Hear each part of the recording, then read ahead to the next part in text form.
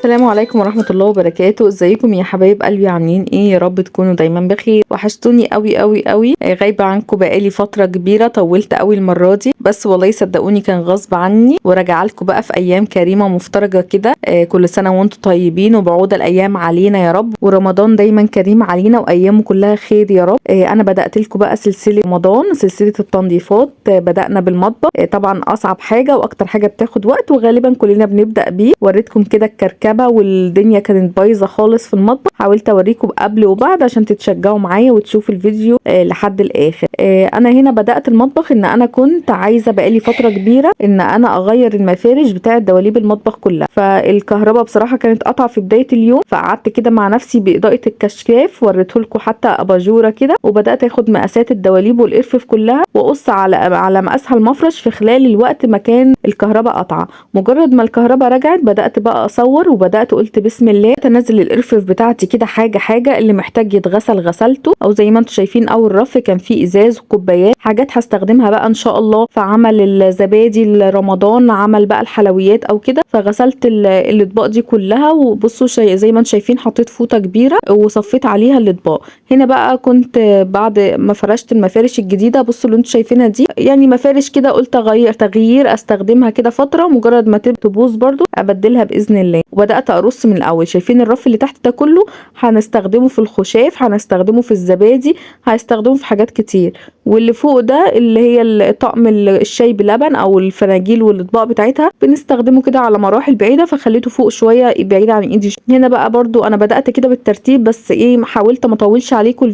برضو الاطقم دي بدات انزلها واغسلها. دي طقم الاركو بايريه، غسلت كله ونشفته ورجعت رصيته تاني. كنت بعمل رف بحيث ان المطبخ كله ما ينزلش كله مره واحده والدنيا تتدربك مره واحده، فقلت لا انزل رف رف، اغسله كده برواقه وانشفه وارجع افرشه تاني.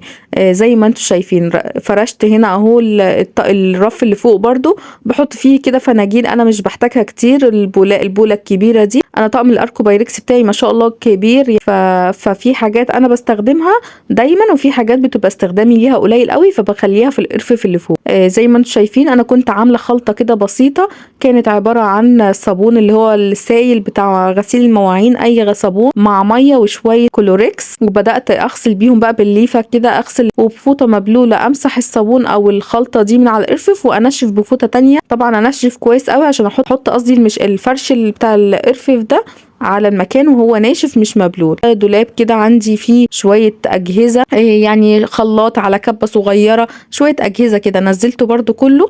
وكان الرف اللي فوق فيه مناديل وحاجات المطبخ برضو نزلت وظبطتها. الرف اللي عندي ده هو اكتر رف عندي بيكركب، بتاع البلاستيكات، حاطه فيه بلاستيكات كتير، وحاطه من تحت برضو علبه الرز عشان تبقى جنبي كده تحت ايدي. هنا برضو الرف ده بتاع الحلل، زي ما انتم شايفين برضو بدات اغسل وانشف وارص اهو. ده هنا طقم الجرانيت بتاعي، وتحت كده حطيت طقم الطاسات. طبعا انا في الاخر هعمل لكم جوله.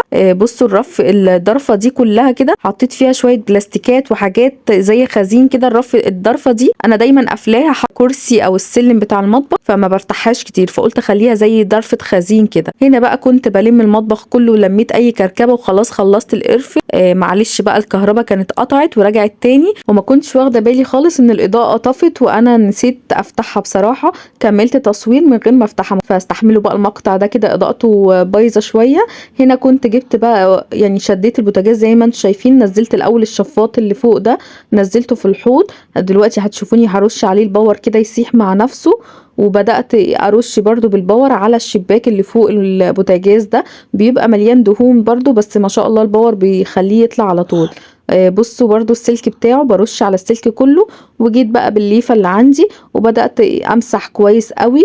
وهو بصوا هنا الشفاط اللي في الحوض برضو قلت ارش عليه بسرعة كده الباور، عبال ما اخلص الشباك يكون هو ساح، وبدات اغسله هيبقى نظيف، مش هياخد اي وقت باذن الله.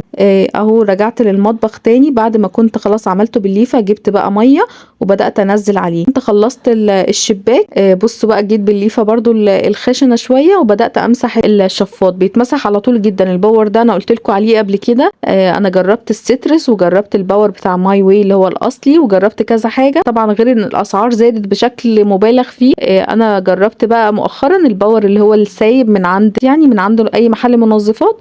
باور سايب كده بيبقى باللتر كده، مش فاكره كان ب10 او 15 جنيه، بس ما شاء الله ممتاز. طبعا اهم اهم حاجه الواحد يبقى لابس الجوانتي في ايده. ويا ريت طبعا عموما لو اي حد عنده حساسيه او حاجه، هو كده كده تبعدي وشك ايه وانت بترشي، بحيث ما يبقاش فيه اي غازات او حاجه تضايق الصدر او تخليكي تكحي او حاجه. هنا بقى كنت مسحت خلاص، عملت الشفاط وسبته يتصفى وخلصت الشباك. جيت بقى على الأجهزة الكهربائية كده اللي محطوطة، مسحت الخلاط ومسحت كذا حاجة برضو. وجيت على طقم التوابل ده مسحته كويس قوي. وبدأت كان عندي ستيكر كده بقاله فترة كبيرة، قلت استخدمه، يعني كان عندي بقاله كذا شهر، حتى كنت موريه لكم تقريبا في فيديو مشتريات قبل كده. قلت استخدمه كده بقى ايه تجديدات كده في المطبخ بقى بمناسبة رمضان.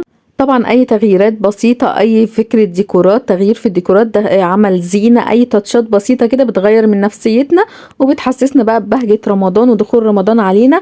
وكالعادة برضو بقول لكم كل سنة وانتم طيبين وبعودة الايام علينا. ما تنسيش بقى لو وصلتي لحد هنا من الفيديو انزلي حطي اللايك بتاعك والاشتراك، وسيبي لي كومنت وتشجيع كده منك تحت الفيديو. واهم حاجة بس ما تنسيش اللايك، هو ده دعمك ليا.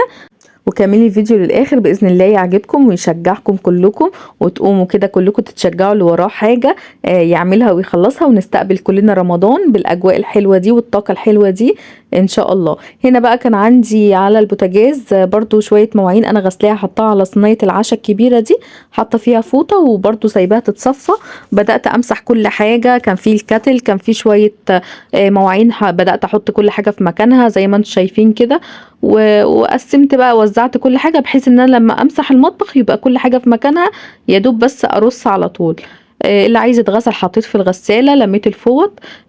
طبعا تنظيفة عميقة عميقة، فتحت دولاب الخزين ودولاب اللي فيه بقى الخزين بتاعي والحاجات بتاعتي. وبدأت هنا ايه يعني حبيت اوريكم برضو فكرة الدولاب. نزلته كله كله كله، هو عبارة عن قرف ستانلس كده. فضيت كل حاجة اللي ملهوش لازمة رميته، واللي بايظ مثلا او الحمد لله مفيش حاجة عندي بتبوظ يعني.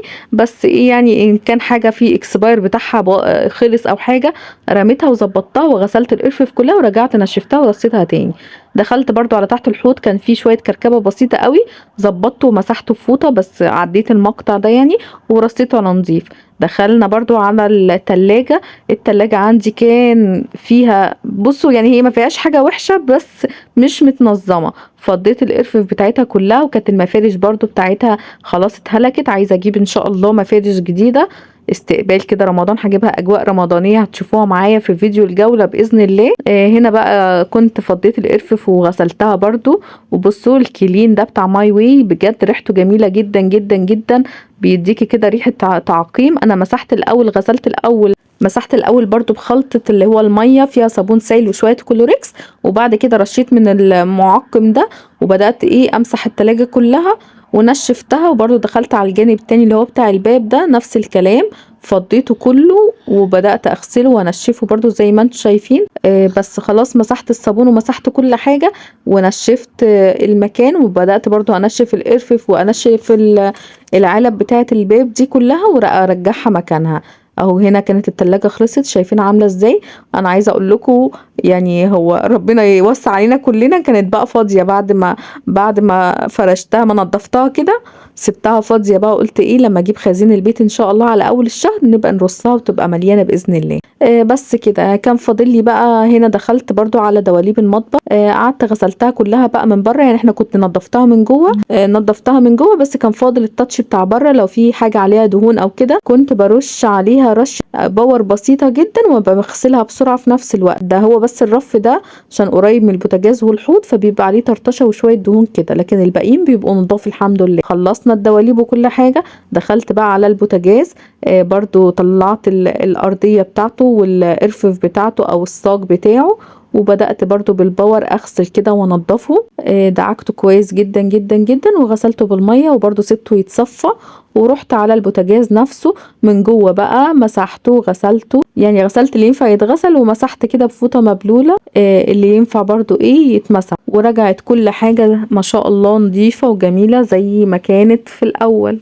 كده بقى كنت خلاص الحمد لله خلصت المطبخ كله، ما كانش فاضل بقى غير الرخامة. برضو غسلت الرخام بتاعي كده والحيطان اللي باينة دي كلها بالليفة برضو وصابون وفيهم كلوريكس. يعني عايزة اقول لكم الكلوريكس ده خصوصا مش عارفة انتوا شفتوه قبل كده ولا لا، اللي هو اسمه الكلوريل مش كلوريكس، عشان الكلوريكس مقاطعة، لكن الكلوريل فيه كده منه اخضر للاسطح والارضيات، جميل جدا جدا وريحته برضو معقمة وحلوة. بصوا غسلت الحيطان كلها وغسلت الرخام كله وبرضه نشفته وكده. كنت جايبه كفر جديد للمايكرويف زي ما انتم شفتوه، فتحته معاكم اهو. رجع كل الاجهزه اللي انا مسحاها اوريدي، العجان، طبق الفاكهه، الخلاط او والهاند بلندر اهي والمشتملات بتاعته، رجعت كل حاجه مكانها. هنا برضه حطيت المج ده فوق المايكرويف والمناديل، والعلبه دي اللي هي فيها السمنه بحطها دايما جنب البوتاجاز كده علشان استخدامي ليها على طول. وعلى الجنب التاني حطيت طقم التوابل والسكاكين بقى والكاتل مش عارفه اسمها ايه، الصفايه بتاعت المعالق دي حاطه فيها برضو بعض الحاجات كده، في شويه تاتشات غيرتها. وده كان بصوا العلب دي المفروض تدخل جوه التلاجة، بس قلت لكم مش راضيه ادخل حاجه، مستنيه بس افرشها.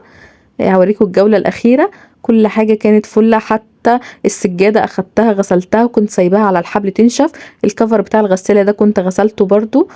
ده شويه مواعين حاجه كده مكان ما شربنا شاي وفطرنا، ومطلعه الغدا بقى يفك. يعني المقطع ده كان تاني يوم، انا كنت بصور لكم كده تاني يوم لما بقى كنت رجعت كل حاجه مكانها، الكرسي وكل حاجه. بس كده ده كان الفيديو بتاعنا النهارده. استنوني بقى في باقي الفيديوهات، هنعمل مع بعض بقيه الشقه. وما تنسوش بقى تحطوا لي اللايك والاشتراك بتاعكم، وتسيبوا لي الكومنتات بتاعتكم الحلوه اللي بتشجعني. واستنوني في الفيديو الجاي، ويلا مع السلامه.